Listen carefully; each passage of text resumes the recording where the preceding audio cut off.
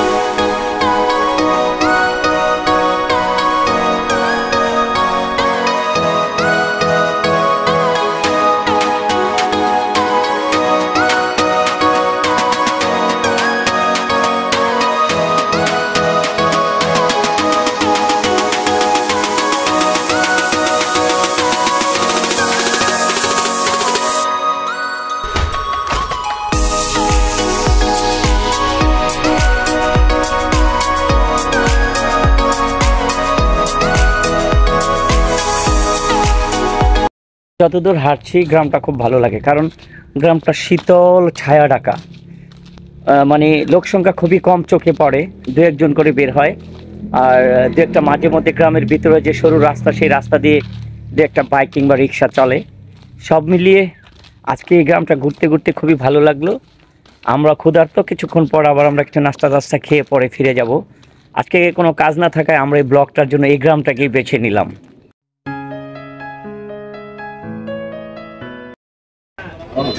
এই এলাকার ঐতিহ্যবাহী একটা দই, যে দই একটু টেস্ট করলাম আমি, দেখি কি অবস্থা। হ্যাঁ চলে।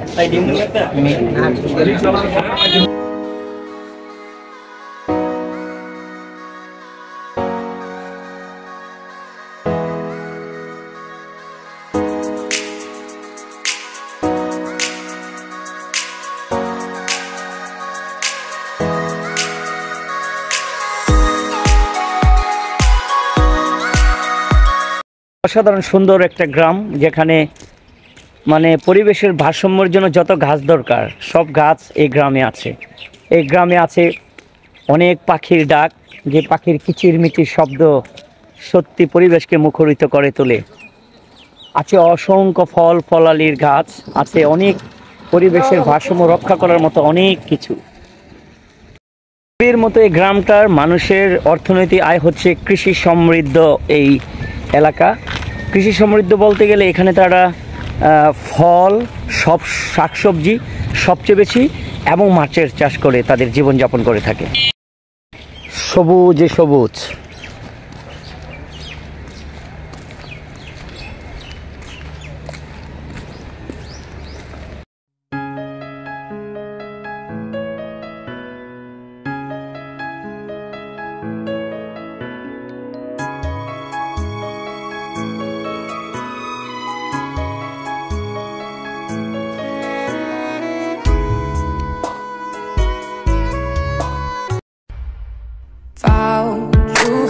Heart was broke. I filled your cup until it overflowed. Took it so far to keep you close. সত্যি ভালো লাগার মতো একটা গ্রাম। পিছনে পুকুর ভরা মাছ। যখন গ্রাম ভিতর দিয়ে হাঁটি, অনেকের গোয়ালে গরু দেখি কিংবা গাছ, সবজি ক্ষেত, সব মিলিয়ে আমার সেই পুরাতন কথা মনে পড়ে। গোয়াল ভরা গরু, পুকুর ভরা মাছ, আমার এই কৃষি প্রধান এই বাংলাদেশ, এমন একটি গ্রাম নাম বালিয়াপাড়া।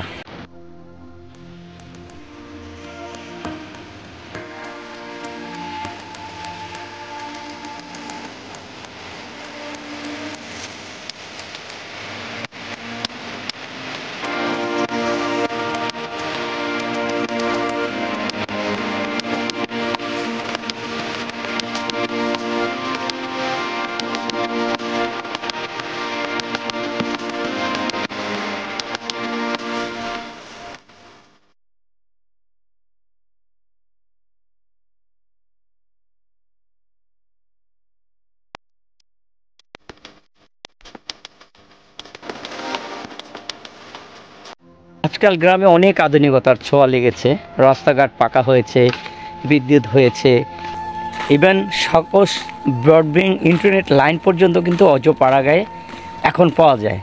সো বাংলাদেশ শহরের মতো আধুনিকতার ছোঁয়াটা কিন্তু প্রত্যেকটা গ্রামের মধ্যেও লেগেছে। একটা সময় রাস্তাঘাট কাদা ছিল, বৃষ্টি হলে হাঁটা যেত না। এখন আপনি রিক্সা, গাড়ি, যে কোনো যানবাহন নিয়েই কিন্তু আপনি গ্রামে ঘুরতে পারবেন।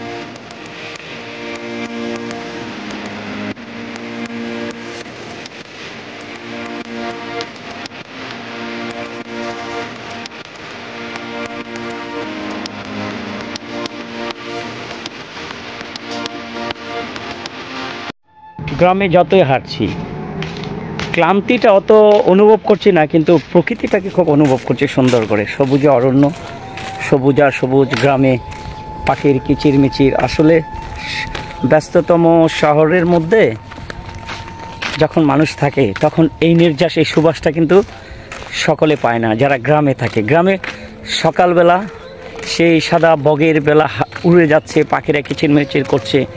সত্যি অসাধারণ লাগে বাংলাদেশের প্রত্যেকটা গ্রাম, ঠিক যেমনটা এখন আমি ফিল করছি, অনুভব করছি।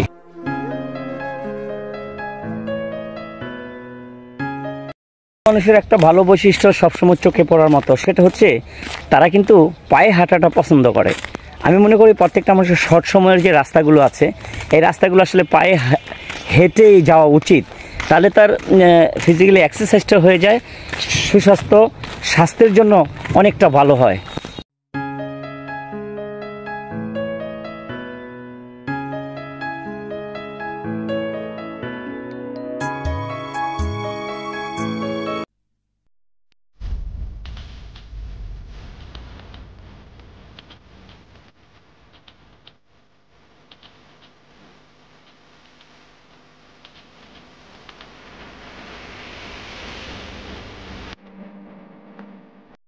গ্রামে অবশ্য কুটির শিল্পগুলো আজও রয়ে গেছে, দেখা যায় মাটির সেই চুলা তৈরি করা হয় রান্না করার জন্য।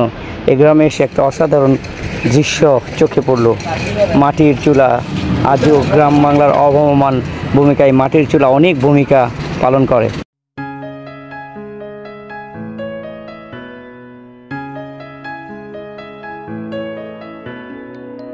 বছরের পুরনো ঐতিহ্য যে ভবন এই গ্রামে, সেটা কিন্তু রয়ে গেছে। এখানে আগে অনেক প্রতাপশালী হিন্দুরা বসবাস করতো, যাদের এই পুরাতন ভবনগুলো আজও মাথা উঁচু করে জানান দেয় ইতিহাসের সাক্ষী হয়ে। তো আমরা পিছনে যে দেখতে পাচ্ছি সেই ভবনগুলো, তার ভবনগুলোর মধ্যে এই এলাকায় ছিল অন্যতম এই ভবন। এই ভবন আজও ইতিহাসের সাক্ষী হয়ে দাঁড়িয়ে আছে এই বালিয়াপাড়ায়।